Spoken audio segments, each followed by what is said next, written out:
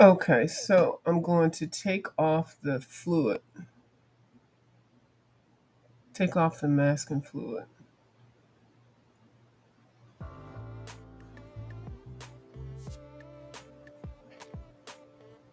I've already taken off of this half.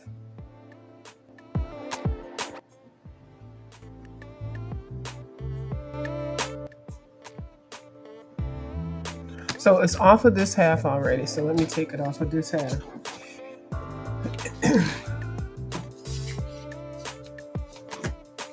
And then I actually touch it up a little bit with, because this is a double-sided page, I touch it up with a a water-based marker. Or you can bring a little tiny brush and kind of clean it up a little bit. It's at an angle now, so it looks a little uneven or whatever. But anyway, and you can also put some more paint over top. You do whatever you want. So let me show you. You can do it with your fingers, or I just use an eraser, and I use this type of eraser. I forgot what it's called. This is not a kneadable one. This one is a different one, and it is very, very firm. I think it's a rubber eraser, and this glue is rubber. And just kind of, just to show you can do it with your finger. You just roll it over where the fluid is. But I find this hurts my hand, so I just use an eraser. And I'm going to have to get that in there. So,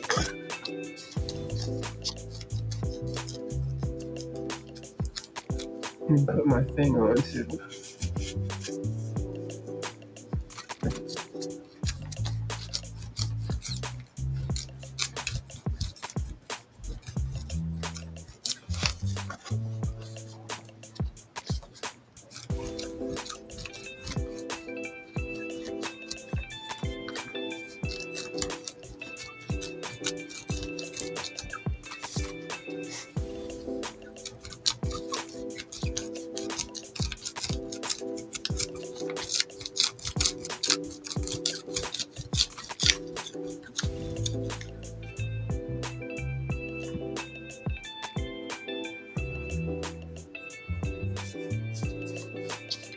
And when you run your hand across it and you don't feel any more rubber, that means you know you've got it all off.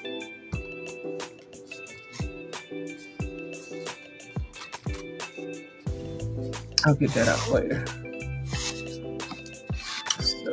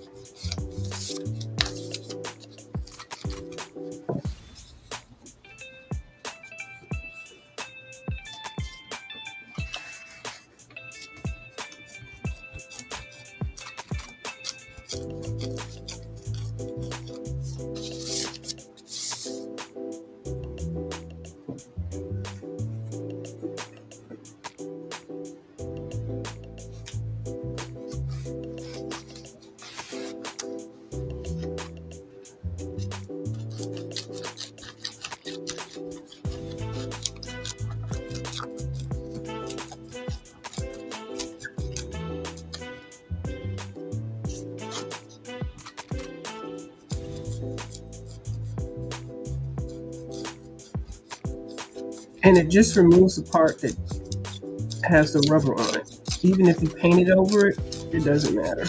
It just removes the rubber. The masking fluid, which turns to rubber when it dries. And it doesn't damage your paper.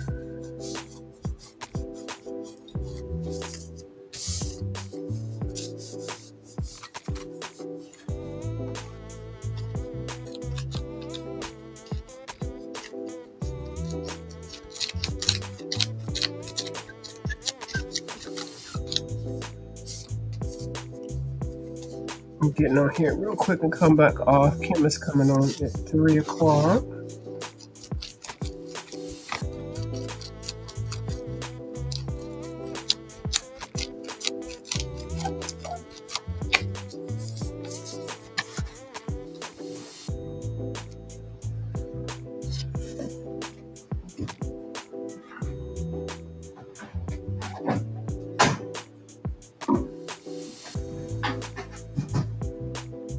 And this is what it's called. Vallejo masking fluid.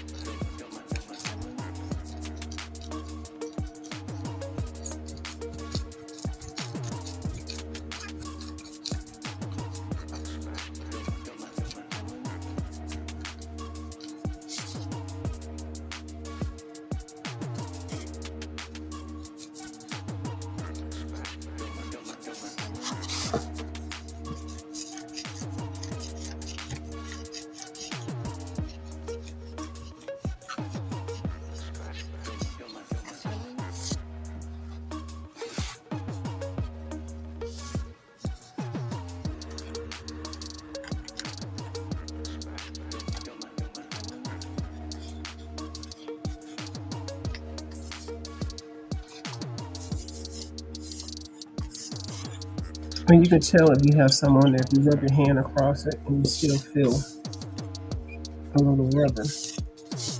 You just rub it out. And like I said, you don't have to use an eraser. You can use your fingers, but it is a little rough. It's easier with the eraser.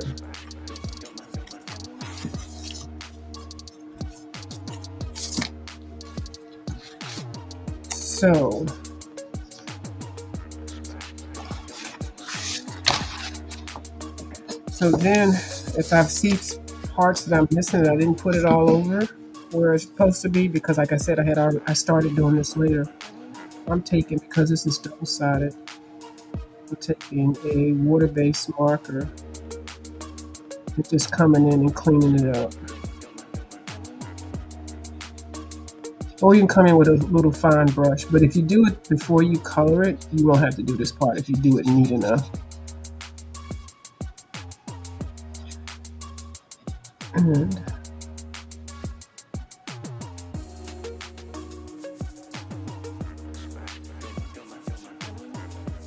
so I've already cleaned this part up over here. So I'll just come in and clean this up.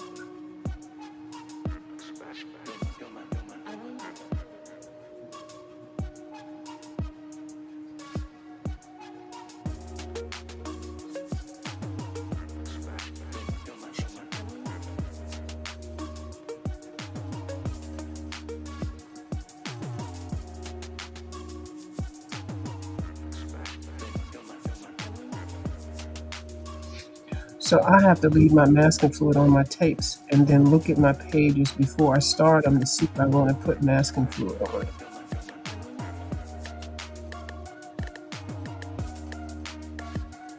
And so I think this has probably been sitting for about 2 hours, or an hour, hour and a half.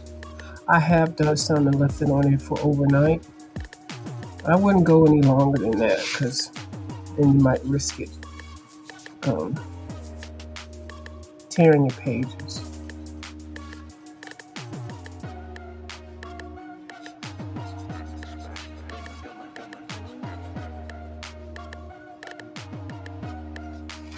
So, and then you can clean up anything that you want to see because I didn't go all into all the detailed portions of this because it was his sketching part and it was very faint.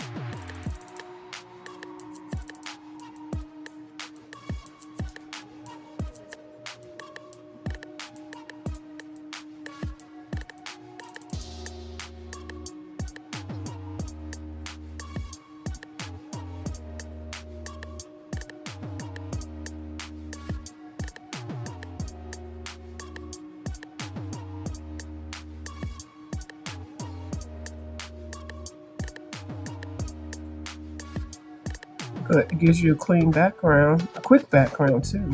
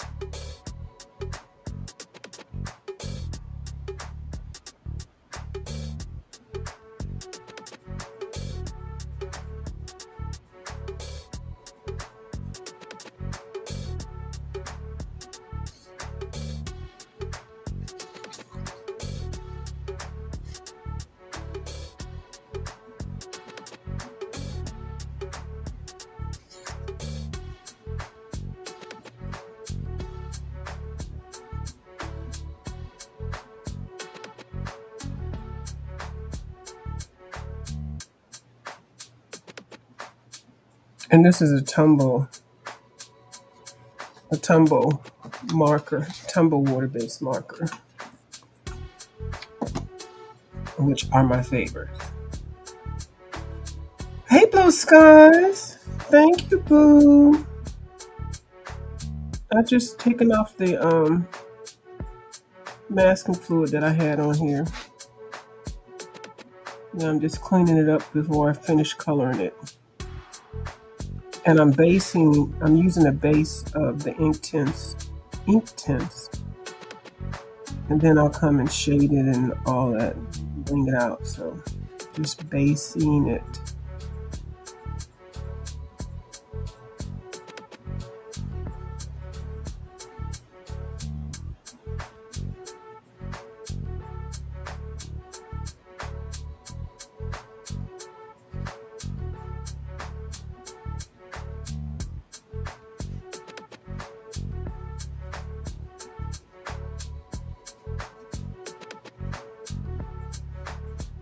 Yeah, like I said, I should have done this in the beginning, but I didn't know how I was going to do the background. So I think I'm gonna make them kind of like Galaxy T-Rex with the autumn shades.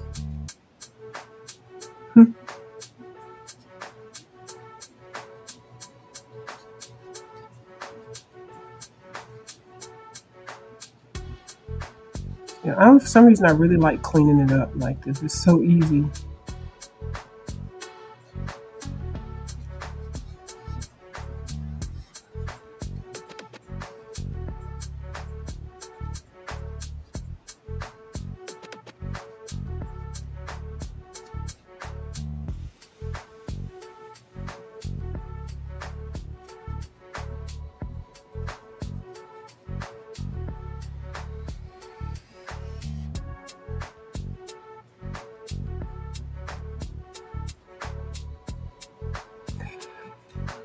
I like the earth tones too. These are the colors I had in my Intense. This is the Kerby Rosanes 10-year anniversary, 10-year celebration. And this is the part that he has. This is his sketchbook. He put a couple of pages that he did when he was in school or whatever in one of his sketchbooks. So he has this in the beginning portion of the book. And like his actual really sketchbook that he uses, that he used to use when he was drawing sketches. So it's kind of neat to see somebody else's sketchbook drawings. But I'm sure he's drawn this enough, and that's how come he's so good at drawing the dinosaurs and stuff. I don't know if he has a T-Rex though. This is the first T-Rex. I know he has a couple of those brontosauruses and all them others. But I don't think I've seen him do a T-Rex. Oh, you know what? He might have in his one book. He did. He did have a T-Rex, but it wasn't the whole body. Because I remember T-Rex specifically because they got the little short arms. I remember that from Jurassic Park. Plus, I like dinosaurs anyway. So, I'm going to clean up this inside of here. Well, I can clean it up a little bit now, but I'll clean it up when I'm off camera because I need the book to be closer to me. These parts that's in this spiral thing. So, basically, it's a couple little spots to clean up. And here's some.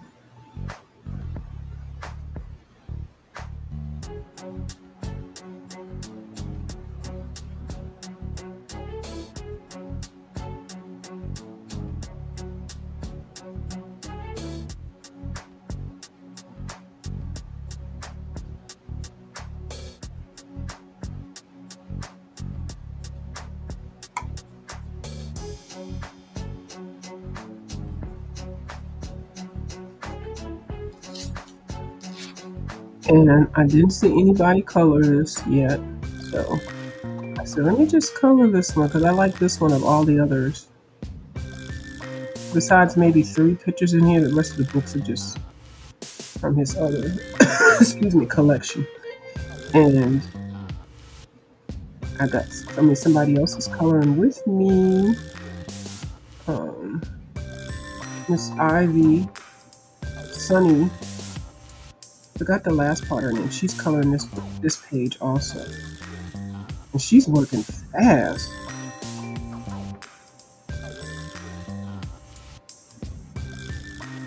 So anyway, I can do more detail in here, like, coloring in here. I'll do that off camera.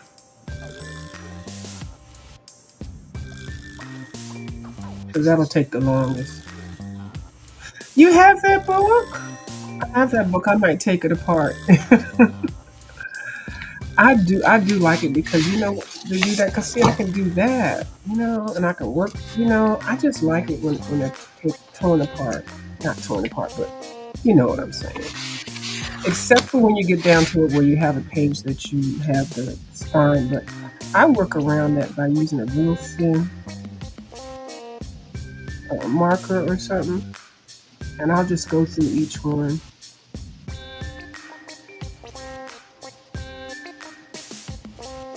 Try not to get to the page behind it. But then when you look at it when it's finished, you don't even notice it anymore. It can be a pain though. But Yeah, definitely a pain when you coloring it with a brush or a paint or something like that. But yeah, so that's how you use this masking fluid. Yeah, you know what? It's funny when you have books sometimes and you look at them, you're like, "Oh, I ain't never gonna color that," and then you see somebody else color, you're like, "Oh, I like that. I wouldn't even color that one." I do that with a lot of pages. I see pages, I'm like, I ain't coloring that, and then I'll see somebody else color it. I'm like, "Ooh, I see it differently." Mm-hmm. Or you'll say, "Oh, this they should have did that." And I'm like, "Let me go ahead and color it." Yeah, this is this. I didn't have a lot to say about this book because I was kind of irritated because he had all them duplicate pages. I wanted more than 3 new pages. I wanted some more new pages, and then I wanted his pages to be numbered, and he didn't do that. I had to write my own numbers. Actually, I'll just leave the number out. It's page 15. So that's how you do that if you want to do it. Like I said, I would do it in the beginning, and then I'm going to come back through and put some more flat matte to even the black out. But the main part was just to get the black all around, close to the parts around there, and then get these so that they're still you can still see them. Because you know, if I'd have painted this freeze thing, I would have colored most of that up. Hmm. And then that one. Yep. So now I can go ahead and color it and all that. Okay. So I just wanted to get back on here and show y'all what it looks like when you take the liquid mask off. Okay. I'll talk to y'all later. I'm going to go ahead and get ready to go over to Kim's, and I'll see y'all if y'all go over there. I'll see y'all there. Bye.